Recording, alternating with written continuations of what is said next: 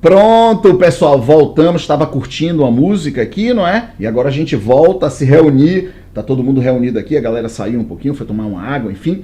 E agora todo mundo se reúne de novo e bora responder as próximas questões. Vamos nessa, olha, a questão número 5 também é Fundação Getúlio Vargas, FGV 2022, ainda sempre no mesmo concurso. E essa questão aqui também ela é muito tranquila. Antes de ler a questão, bora já trazer o assunto, acumulação de benefícios. Então eu vou perguntar para você. Um cara se aposenta pelo regime geral e permanece trabalhando, porque pode, beleza? Excetuando se for cargo, emprego ou função pública, joia? Porque aí há rompimento do vínculo naquele próprio emprego. Mas enfim, regra geral, a gente já sabe, o cara se aposenta, ele pode continuar trabalhando, desde que não seja aposentadoria por incapacidade permanente, desde que não seja aposentadoria especial. Pois bem, o cara aposenta, continua trabalhando, ele aposenta e continua trabalhando no mesmo emprego ou em emprego diferente, não importa. Aí nesse novo emprego aqui, ele continua contribuindo. Princípio da solidariedade, continua contribuindo. Mas terá direito a benefício? Não.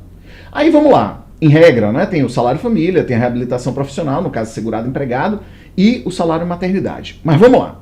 O cara, vou simplificar, o cara é aposentado, continua trabalhando. Aí ele fica doente por mais de 15 dias. Aí ele vai ter direito ao auxílio por incapacidade temporária, ele já recebe a aposentadoria. Vai receber auxílio por incapacidade temporária? Não. Não, são inacumuláveis. Qual é a fundamentação? Artigo 167 do decreto. Logo no inciso 1º, 2º, sei lá. Aposentadoria com auxílio por incapacidade temporária não são pagos conjuntamente. Ponto final. É a questão. Vamos nessa?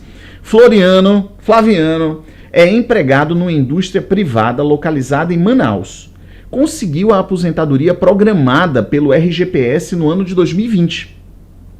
Mas continuou trabalhando normalmente na empresa. Beleza, porque não era uma empresa pública. Em 2022, Floriano foi contaminado pela Covid e necessitou se afastar do serviço por 60 dias, haja vista que, em razão de possuir uma comorbidade, sua recuperação foi mais lenta que o esperado. Considerando o caso apresentado, assinale a opção que indica a situação de Floriano no aspecto previdenciário. Então vamos lá na letra A logo? Eu acho que é a letra... Não, beleza. Deixa eu logo na letra B, que é a resposta. Floriano, olha só, ele não receberá auxílio por incapacidade temporária, porque não poderá acumular esse benefício previdenciário com aposentadoria. Pronto, beleza. Essa é a resposta. Qual é a fundamentação? É o artigo 167, logo no inciso 1, então. Inciso 1 do decreto. Pronto. Bora ver o erro nas outras alternativas? Simples assim.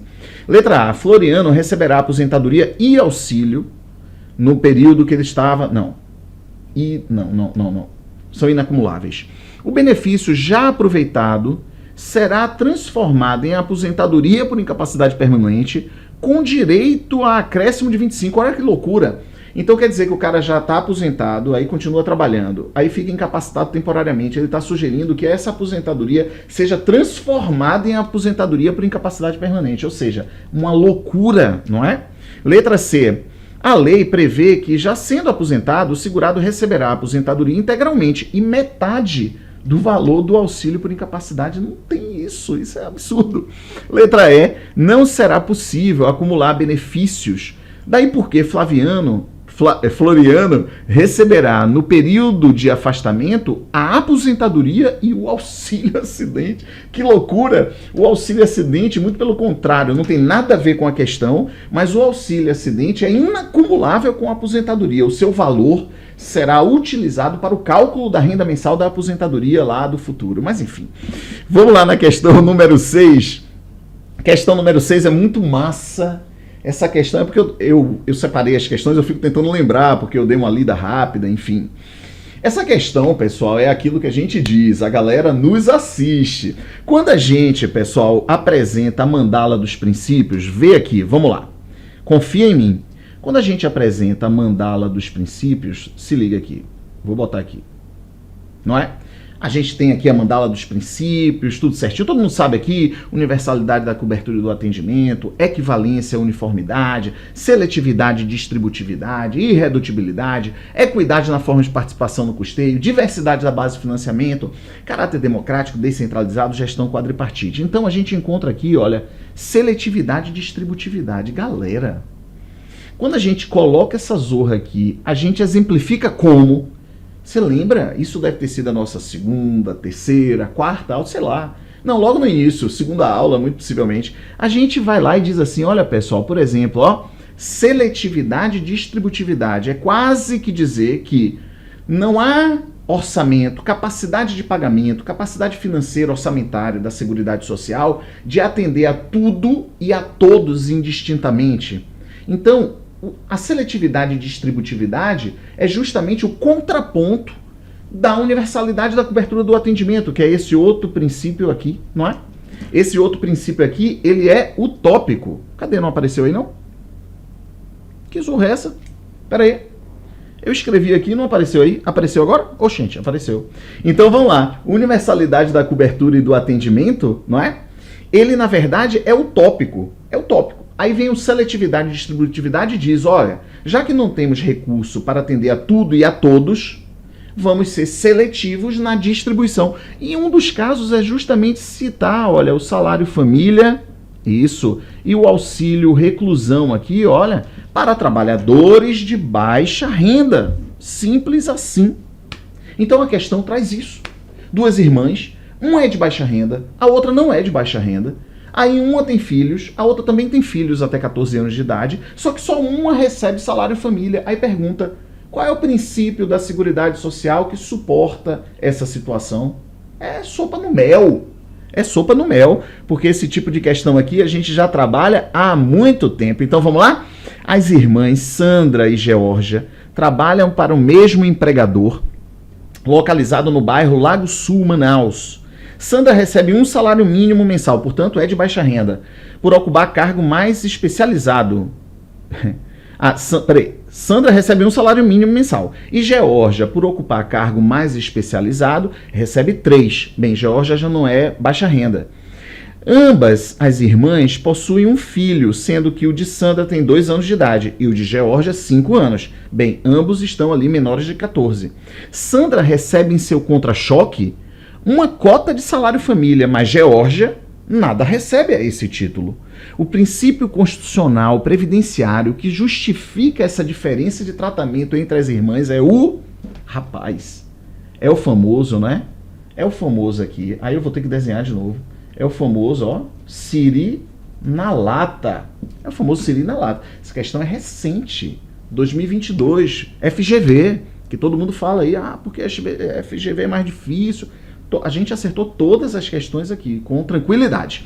Então, vamos nessa? Vamos lá na questão número 7. Deixa eu ver aqui, deixa eu me encontrar aqui. Questão número 7. Diz assim, bem, mais fácil ainda, né? Estão vinculados ao regime próprio de previdência. Enfim, todo mundo sabe, o regime próprio de previdência vai proteger quem? Os servidores ocupantes de cargo efetivo. E claro, aqueles que se aposentaram como servidores, não é? Minha mãe, por exemplo, que é servidora da Polícia Federal, ela continua vinculada ao regime próprio de previdência dos servidores da União, enfim.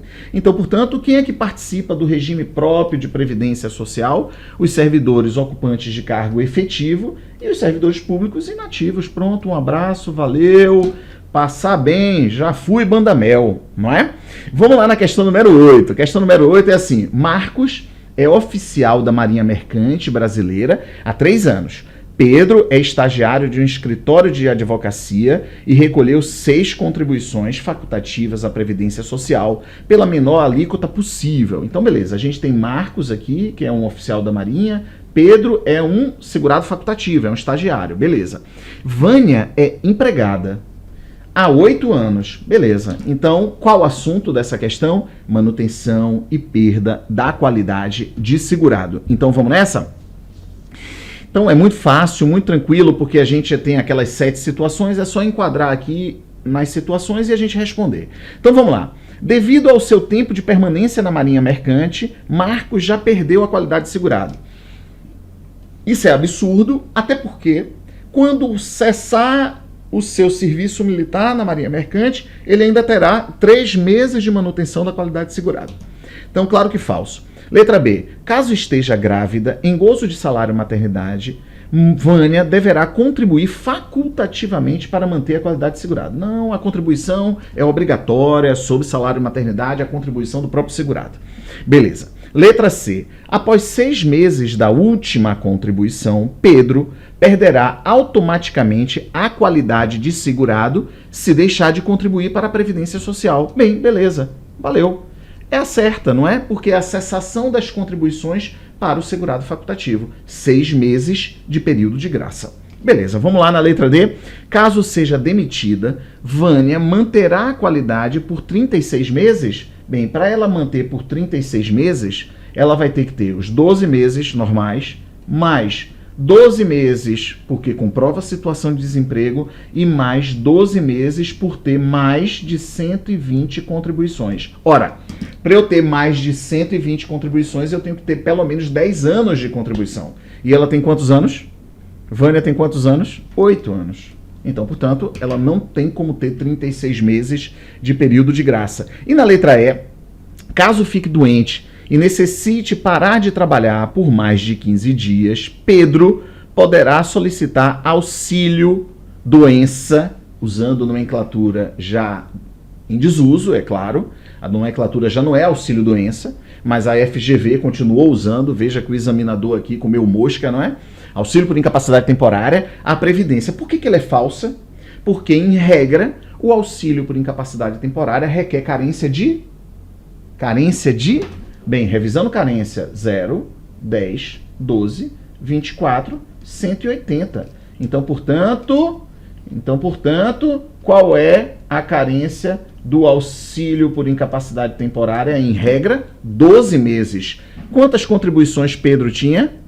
Ah, acorda Pedrinho aqui, ó. Acorda Pedrinho, recolheu 6. Então, portanto, não tem direito ao auxílio por incapacidade temporária. A questão não disse que era decorrente de acidente de qualquer natureza ou causa, ou se ele foi acometido de uma daquelas 15 doenças graves. Não basta ser somente acometido de uma das doenças graves, hein? Isso é repetidas vezes perguntado, não é? Entre aqui os nossos alunos do CIJO e também aí pelas redes sociais. Não basta ser acometido da doença grave. Eu tenho um caso na família, próximo. Eu tenho uma prima que trabalhava num grande supermercado, uma grande rede, foi acometida de neoplasia maligna, câncer na garganta. Aí ela saiu para fazer tratamento, recebeu o auxílio por incapacidade temporária, tudo certinho, não sei o que lá. Aí o que aconteceu? Quando ela voltou, desculpa, deixa eu contar o caso certo. Eu estava tentando aqui lembrar. Peraí, ela na verdade foi acometida de uma doença. O que a empresa fez? A empresa logo tratou de desligar ela, e quando ela foi requerer o benefício junto ao INSS, o INSS falou: não vamos conceder a aposentadoria por incapacidade permanente ou auxílio por incapacidade temporária, porque não basta ser acometido de neoplasia maligna, não basta dizer eu tenho câncer, então portanto agora eu estou aposentado. Esse câncer, ele tem que ser incapacitante, ou seja, ela só, entre aspas, estava com câncer na garganta, mas isso não a impedia de trabalhar. Então foi negado o benefício. Ela entrou em contato comigo: mas Ítalo, vem cá, é isso mesmo? Eu falei: olha, mas é assim, a perícia médica ela tem que olhar para você e entender que por conta da sua situação, você está incapacitada para o trabalho, portanto vai ter direito ao benefício. E neste caso, o benefício será concedido independentemente de quantas contribuições você verteu. Porque se é acometido de uma das 15 doenças graves ou acidente de qualquer natureza ou causa, a carência é 0, ou seja, independe do número de contribuições, beleza? Tentei aqui lembrar do caso, mas o caso é exatamente esse. O INSS não concedeu o auxílio por incapacidade temporária para essa prima minha que estava com câncer na garganta. Então não basta ser acometido de uma daquelas 15 doenças, tem que ser acometido e a doença ser incapacitante, beleza? Vamos lá na nossa questão número 9. Manuel, empregado há 12 meses como padeiro, sofreu acidente do trabalho que lhe deixou sequela impeditiva da continuidade de seu trabalho habitual. Com referência a essa situação hipotética, o auxílio acidente e o auxílio doença Em relação ao auxílio acidente e em relação ao auxílio doença, assinale a opção correta. Pois bem, lembram que no início do outro bloco eu falei que a gente separou 12 questões e tinham 2 questões com um texto muito ruim? Essa é uma delas. Então é assim, está dizendo que Manuel é um padeiro, sofreu um acidente, é um padeiro há mais de 12 meses, sofreu um acidente do trabalho, deixou sequela impeditiva da continuidade de seu trabalho habitual. Aí vem lá e pergunta sobre auxílio acidente e auxílio doença. Bora dar uma examinada nas assertivas abaixo. Pessoal, para a gente encontrar a resposta dessa questão muito mal feita, a gente tem que desconsiderar essa conversa aí de Manuel. A gente tem que desconsiderar. Então, para que a gente encontre a assertiva correta, porque todas as demais elas são falsas, não é? A correta, ela não tem relação com o texto. É só a gente saber que o segurado que está recebendo auxílio por incapacidade temporária, o auxílio doença aqui da questão, ele pode receber auxílio acidente conjuntamente. E isso a gente viu em aula. Lembra que eu faço a linha temporal, aí o cara sofre acidente, recebe auxílio por incapacidade temporária, cessa o auxílio por incapacidade temporária, restam sequelas definitivas, ele começa a receber auxílio acidente. Mas depois ele continua trabalhando normalmente ali, não é? Recebendo auxílio acidente, ele se acidenta novamente. Então agora ele vai receber um auxílio por incapacidade temporária 2. Ele vai receber um novo auxílio por incapacidade temporária. Pode receber com o auxílio acidente que vinha recebendo? Pode. Pode ser recebido conjuntamente. Agora, quando cessar esse auxílio por incapacidade temporária número 2 e restarem sequelas definitivas, novas sequelas, ele pode acumular 2 auxílios acidente? Não. 2 auxílio acidente, 1 com mais auxílio acidente 2, não pode. Escolha o mais vantajoso. Agora, auxílio acidente 1 mais auxílio por incapacidade temporária 2, pode? Pode. Então, para responder essa questão, a gente vai aqui logo na letra B e diz assim: na situação considerada, é possível acumular, receber conjuntamente auxílio acidente com auxílio doença. Essa é a correta. É a única correta, é a única possível. Mas não tem nada a ver com o caso lá de Manuel. Não tem nada a ver. O texto tinha que ser um pouco mais robusto para que se chegasse a esse ponto de dizer que pode se acumular auxílio doença, auxílio por incapacidade temporária com auxílio acidente. Beleza? Então, as outras assertivas, elas são falsas e são falsas, rapidamente falsas. Então, a gente não erraria essa questão, mas é bem ruim. Então, vamos lá na letra A. E essa questão, pessoal, é da Banca CESP já. Aqui já não é FGV, aqui já é Banca CESP, beleza? Banca CESP com múltiplas assertivas, sem ser certo, errado, ABCDE. Então vamos lá na letra A. O tempo de contribuição de Manuel não é suficiente para que ele tenha direito ao auxílio acidente. Bem, auxílio acidente independe de tempo de contribuição, então, portanto, é falso. Vamos lá na letra C. O valor do auxílio acidente é calculado sobre o valor do salário mínimo. Não tem nada a ver. Como é que se calcula o auxílio acidente? 50% do quê? Do salário de benefício. Na letra D. O auxílio acidente não gera direito ao recebimento de abono anual. Todos os benefícios geram abono anual, excetuando o salário família. Então gera, falso.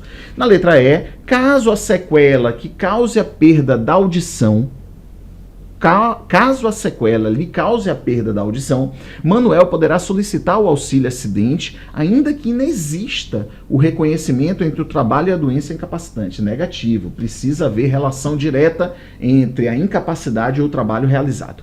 Então, portanto, simples assim, a gente responde a questão, ela é letra B, mas ela é mal escrita. Joia? Concorda comigo? Concorda. Então, vamos lá na questão número 10, Banca CESP também. Então, na questão número 10 diz assim: Maria, empregada doméstica, é separada judicialmente de João, autônomo, contribuinte individual, e possui com ele 2 filhos, Joana menor, Vitor, 24 anos e inválido. Maria não recebe auxílio financeiro de João. Então vamos lá. Maria não faz parte mais do rol de dependentes de quem? Qual é o marido? João. Então, quem vão ser os dependentes aqui de João? Joana menor e Vitor com 24 anos inválido. Aqui na questão ainda deveria deixar mais claro, eu não sei exatamente as assertivas, a gente tem que dar uma olhada, de que essa incapacidade ocorreu antes dos 21 anos, ok? Porque é uma regra de ouro, não é verdade? Não se recupera qualidade de dependente uma vez perdida. Uma outra regra de ouro, que é o que a gente vai responder à questão, é de que não há inscrição de dependente. Agora é serviço de bordo, agora é a famosa Juju me trazendo água. Massa, joia, brigadu. Depois eu te dou uns 2 beijinhos. Beleza. Então, vamos lá. Vamos nessa. Qual é a outra regra de ouro importante em relação a essa questão que a gente vai encontrar nas assertivas? É de que não há inscrição de dependente com finalidade meramente declaratória. Ou seja, já discutimos isso em aula teórica. Eu não posso ir no INSS, eu segurado, não posso me dirigir a uma agência do INSS e dizer assim, olha, sou casado com fulana de tal e tenho meus 2 filhos, Pedrinho, acorda Pedrinho e Joãozinho. Eu não posso fazer isso, porque o INSS vai dizer, olha, a gente não faz inscrição de dependente com finalidade meramente declaratória. E por quê? Porque a vida ela é dinâmica. O cara é casado com Joana. Aí daqui a pouco ele se separa de Joana e o INSS ficou lá com a informação de que ele era casado com Joana. Ele se separou, então Joana morreu. Aí o filho, Pedrinho, completou 21 anos de idade. Então já perdeu a qualidade de dependente, porque completou 21 anos de idade e o Joãozinho morreu. Então o INSS ficaria com essas informações para nada. Então, em regra, não há inscrição de dependente com finalidade meramente declaratória. Beleza. Entretanto, com a emenda constitucional 103 trouxe uma novidade. Qual? Olha, para os inválidos com deficiência intelectual ou mental, aí poderá haver inscrição anterior ao fato, ou seja, inscrição antes do requerimento da pensão por morte ou do auxílio reclusão. Ou seja, pode para esses haver inscrição com finalidade meramente declaratória. Bora dar uma olhada? Está no artigo 108, parágrafo 2º do decreto. Dá uma olhada. Vamos lá. Anotem esse bagulho. Anotem esse negócio, porque depois você vai lá, faz a leitura e internaliza. Deixa eu botar aqui, artigo 108. Deixa eu ver, artigo 108, vamos lá, vamos chegar no artigo 108, isso, peraí, só um instante. Artigo 108, parágrafo 2º, eu anotei aqui, olha só. A condição de dependente inválido ou com deficiência intelectual ou mental ou grave poderá ser reconhecida previamente ao óbito do segurado e, quando necessário, ser reavaliada quando da concessão do benefício. Então aqui é um furo na regra de ouro de que não há inscrição de dependente com finalidade meramente declaratória. Galera, anote, artigo 108, parágrafo 2º do decreto 3048 e vá fazer a leitura. Porque aí você faz a leitura, faz as considerações, aí cai essa questão agora. Agora, a questão recente do CESP. Aí ela vem e cobra aqui, ó. Então, Maria se separou, não tem auxílio financeiro, então, portanto, ela perdeu já a qualidade dependente, e agora a gente vai ver. Maria é considerada dependente de João. Não, ela perdeu a qualidade dependente. A dependência financeira de Vitor a João deve ser comprovada por início de prova material. Peraí, Vitor, tomando como verdade que ele é dependente da primeira classe habilitado, a dependência dos dependentes da primeira classe, ela é presumida. Então, é claro que não deve ser comprovada. Os dependentes da primeira classe têm dependência econômica, os dependentes da primeira classe têm dependência econômica, o quê? Presumida, beleza? Na letra C diz assim, a filiação de Maria ocorrerá com o pagamento da primeira contribuição à Previdência. Maria é empregada doméstica. Então, essa afiliação de um segurado ocorrer com o pagamento da primeira contribuição, isso diz respeito a segurado facultativo. Então, portanto, é falsa assertiva. Vamos lá na letra D. Para ser dependente de João ou de Maria, Joana deve ser inscrita na Previdência Social no momento do requerimento do benefício a que tiver direito. Beleza, olha que massa. Porque aqui, olha... Deixa eu ver aqui. Joana, ela é uma garotinha menor, não se falou que era inválida, nada. Então é assim mesmo. Então se inscreve, se habilita como dependente quando do fato gerador. Qual o fato gerador? Morte, não é? Se eu vou requerer pensão por morte, eu tenho que esperar o segurado morrer. Então morre, aí eu vou lá e requeiro a pensão por morte. Ou então prisão. em regime fechado, que aí eu vou requerer o auxílio reclusão desde que o segurado seja de baixa renda. Enfim, então essa é a regra de ouro. Não há inscrição de dependente com finalidade meramente declaratória. Então é isso mesmo, a resposta é essa. Para ser dependente de João ou de Maria, Joana, a menor, deve se inscrever na Previdência no momento do requerimento do benefício. Perfeitíssimo. Essa galera assiste a gente. Tenho certeza. Essa galera assiste a gente. Na letra E, a filiação de Vitor à Previdência. Vitor é o inválido. Deveria ser feita por João ou Maria na data da constatação da invalidez. Alto lá. Poderá ser feita, se os pais quiserem. Poderá ser feita a inscrição de dependente, inválido, com deficiência intelectual ou mental. Não é deveria ser. Beleza? E nem estabelece um momento, né, na data da constatação da invalidez. Não necessariamente nessa data. Primeiro poderá ser e pode ser em qualquer data. Não necessariamente na constatação da invalidez. Pode nem ser feita, não é? Porque é uma faculdade fazer a inscrição com finalidade meramente declaratória para os dependentes com deficiência intelectual, mental grave ou inválidos. Vamos lá na questão número 11? Bem, essa questão número 11, eu não sei se é essa questão número 11, que é muito ruim também. É essa questão que é muito ruim. Eu vou tentar até ser um pouquinho mais rápido nela, porque a rigor é uma atrapalhada danada essa questão. O texto é muito mal feito. Por quê? Porque eu vou contar a história, depois a gente faz a leitura. Bem, é o seguinte, vou tentar lembrar aqui, né? É um cara que é marido de Aldo, esposo de... Não diz a mulher, não diz o nome da mulher. Sua esposa, enfim. Aldo é segurado, aí ele sofre um acidente. Aí ele vai para o hospital. Aí ele fica internado um determinado tempo. Aí a esposa faz o requerimento ali, pelo meu INSS, o requerimento do auxílio por incapacidade temporária. Beleza? Bem, mas a gente sabe, não é? Esse negócio demora um pouco, não é? Aí ele está internado, ele morre. Aí ele vai e morre. Depois de 3 meses ele morre. Aí a questão atropela essa zorra toda aqui e na letra correta diz assim: a esposa desse trabalhador tem direito à pensão por morte? Sim, ela tem direito. Ela tem direito. Mas a rigor, pessoal, aquele auxílio por incapacidade temporária que deveria ter sido pago a ele em vida, mas por conta do atraso não foi, ela também teria direito, como sucessora. São parcelas vencidas e não pagas. Então o INSS demorou de conceder o benefício por incapacidade, aí o cara morre. Pois bem, a mulher viúva tem direito à pensão por morte. É só fazer o requerimento dentro do prazo de 90 dias, para ser válido desde a data do óbito, coisa que a questão também não falou. Mas vamos lá. Normal. Então pensa comigo a situação, que é uma situação real. O cara sofre um acidente, vai pro hospital, passa lá uma cacetada de dias no hospital, aí a família vai lá e faz o requerimento do auxílio por incapacidade temporária. No caso aqui, a mulher do cara. Aí o cara agrava e morre.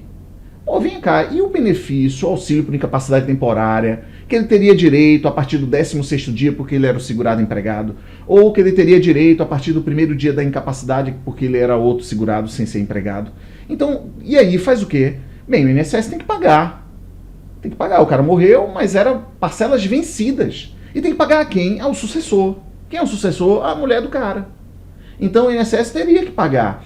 Então a questão, ela faz essa misturada, enfim, e a gente encontra a resposta correta dizendo: a mulher do cara tem direito à pensão por morte. Bora fazer a leitura e concorde comigo para saber se você acha que a questão está meio confusa. Então vamos lá. Aldo iniciou seu contrato de trabalho em 1º de março de 2021, passando a efetuar suas primeiras contribuições à Previdência. Em julho de 2021, Aldo sofreu um acidente de moto, um acidente de qualquer natureza, durante um final de semana. Lembram que eu sempre falo de acidente de moto? Lembro? Meus exemplos são sempre esses: acidente de moto, o cara se arromba todo, enfim, essa galera nos assiste, mas vamos lá. Então, em julho de 2021, Aldo sofreu um acidente de moto durante um final de semana, em que não trabalhava. Beleza, é acidente de qualquer natureza, tendo por isso de ficar hospitalizado. No mês seguinte ao acidente, enquanto Aldo ainda se encontrava hospitalizado, a sua esposa deu entrada em pedido de auxílio-doença, auxílio por incapacidade temporária, em benefício dele. Depois de 3 meses internado no hospital, Aldo veio a falecer em 15 de outubro de 2021, sem deixar filhos ou pais vivos. Beleza. Se deixasse pais, também não teria nenhum direito, porque pais seriam dependentes da segunda classe. E filhos seriam dependentes da primeira e teria que dividir ali o valor da pensão com a viúva. Beleza, mas não deixa filhos, não deixa o pai, tá tudo certinho. Nessa situação hipotética, dado o falecimento de Aldo, a sua esposa poderá receber do INSS, aí bota aqui, ó, letra A, o auxílio-doença na qualidade de sucessora. Cara, é verdadeiro essa zorra aqui. Ela receberia essas parcelas não vencidas, porque ela fez o requerimento, ele tinha um contrato de trabalho, ele era um segurado empregado, então ele teria que receber o benefício a partir do 16º dia da incapacidade até o dia da morte, não é? Ele estaria incapacitado até o dia da morte ali, ele receberia o auxílio por incapacidade temporária. Ele não recebeu, morreu, beleza, a esposa agora vai ter direito à pensão por morte, mas e as parcelas vencidas de auxílio por incapacidade temporária? Então é uma confusão essa questão, beleza? Então, o auxílio-doença, o auxílio por incapacidade temporária, na qualidade sucessora. Bem, é verdade essa zorra aqui. O salário família devido a partir da data do acidente de Aldo, aí é maluquice, saiu misturando coisa, ele não tem filhos, como é que pode ter salário família? E nem disse que era de baixa renda, tá doido. Na letra C diz pensão por morte a partir da data do óbito. É pensão por morte a partir da data do óbito, desde que ela faça o requerimento até o 90º dia. Não é assim? São 90 dias, não é assim? Para ser válido até 90 dias, e se for filhos até 16 anos, 180 dias. Ou seja, aqui a gente vai considerar como correta, auxílio acidente, isso é maluquice, aposentadoria por invalidez do falecido esposo na qualidade sucessora.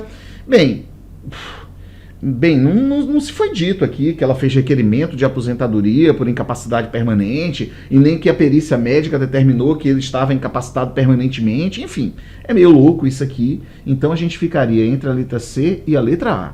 Bem, a questão trouxe letra C. Eu marcaria letra C porque acho que essa coisa ficou confusa, mas é uma questão que é passível de recurso, beleza?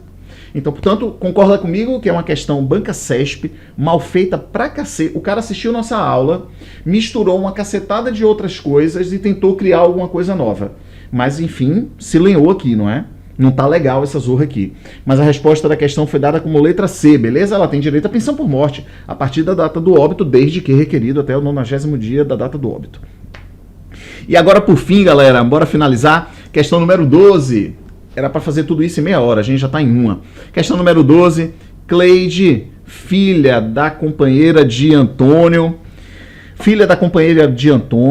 Cleide, filha da companheira de Antônio. Depois de anos trabalhando no sítio da família com produção de queijos, desenvolveu uma receita de sucesso e passou a obter bom lucro com a venda do seu queijo artesanal. Cleide então comprou o sítio ao lado do sítio da família, de igual tamanho, um módulo rural, um módulo fiscal, para que pudesse aumentar a criação de vacas, dispor de mais leite e, consequentemente, aumentar a produção de queijo.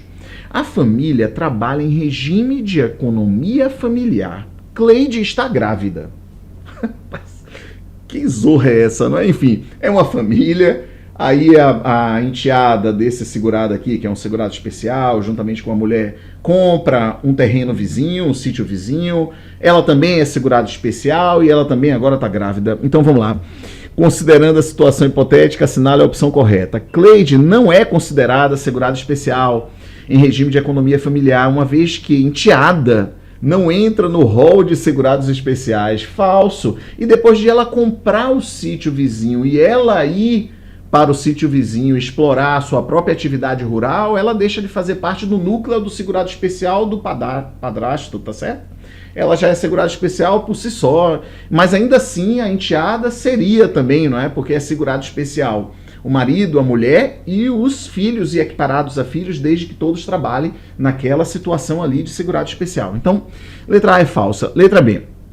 Os proprietários de áreas com mais de um módulo rural não podem ser caracterizados como segurados especiais em regime de economia familiar, mesmo que suas propriedades sejam exploradas em regime não, falso, são até 4 módulos fiscais, não é?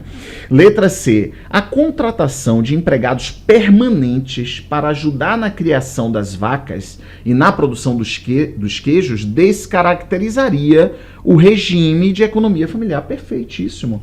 Regime familiar pressupõe contratação possível de empregado desde que não seja permanente. Simples assim. Simples assim. Vamos lá na letra D. A contribuição dos segurados especiais em regime de economia familiar é individual para cada membro da família? Claro que não, que maluquice é essa? Ô, gente, eu tenho aqui marido, mulher e um filho maior de 16 anos.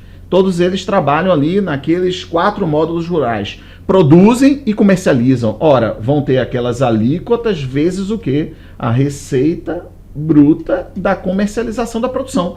Essa contribuição aqui é para todos, não é? É para todos, não é cada um contribui. Claro que não. É loucura. Cleide não terá direito ao salário maternidade, ainda que comprove o exercício da atividade rural. Bem, ela claro que tem direito, só que para segurado especial tem carência de 10. Mas aqui traz a nomenclatura ainda, né, o dispositivo de lei. Lei 8213 fala lá 12 meses anteriores ao nascimento, mas a rigor são 10 meses, porque a carência é 0, 10, 12, 24, 180. Aqui 10 é o salário maternidade. Beleza? Pessoal, então, portanto é isso. A gente finaliza o nosso encontro aqui e agora todo mundo para, respira. Eu tenho certeza que todo mundo acompanhou aqui as discussões, massa. Pega aí depois a apostila, você tem essa apostila aí como material de apoio. Faça suas próprias considerações, faça a leitura daquilo que fundamentei. Olha, aqui está no artigo tal, aqui está naquele artigo. Faça a leitura, porque assim você internaliza e agora já passa para outros aspectos, para outras situações. Mas essas aqui, elas ficam internalizadas, beleza? Então agora a gente está na Dinha. Eu não sei se vocês conhecem, não é? Acarajé da Dinha, famosa aqui na Bahia. Aí terminamos o nosso bate-papo, vamos aqui e a gente vai se despedindo. Galera, forte abraço e vamos juntos nessa caminhada. Você conhece o Se Joga? Aí agora, se esse vídeo for para a área externa do site, né? Deixa eu botar aqui. Se esse vídeo ele for disponibilizado na área externa do site, eu vou fazer uma pergunta para você. Você conhece o Se Joga? Não? O Se Joga é um único curso específico, exclusivo para o preparatório e INSS. Essa galera aqui é fera, sabe o que está fazendo, orienta da melhor forma, ou seja, estamos indo para uma guerra, são 1000 vagas autorizadas, vai ter ali 1 milhão de inscritos, mais ou menos essa é a expectativa em relação ao concurso passado, foi mais ou menos isso. Então, se vamos para uma guerra, vamos tentar nos municiar dos melhores armamentos. Então, o Se Joga... Você conhece o Se Joga? Não? O Se Joga é o curso específico para o INSS, é uma bazuca nessa guerra. Então, é tipo assim, se eu vou para uma guerra, eu vou com os melhores armamentos, com as melhores ferramentas, e o Se Joga, ele participa disso. É claro que o ajuste fino, que exatamente o esforço próprio, isso aí é com você. Isso é com você, é claro. Porque senão bastava se inscrever, nem assistir às aulas. Não, mas eu estou inscrito lá e então vai dar tudo certo. Claro que não. Se inscreve, participa dos projetos, é proativo, estuda, faz suas considerações, seus resumos, enfim. Estuda de verdade, estuda diariamente, estuda muitas horas por dia, as horas possíveis que você tem disponível e vamos juntos nessa caminhada. Forte abraço e a gente se vê em algum próximo encontro. Galera do Se Joga, da turma, né, teórica, a gente vai se encontrar no bate-papo número 17 e aí eu prometo, a gente vem com a aula de segurado especial. Forte abraço e conte conosco.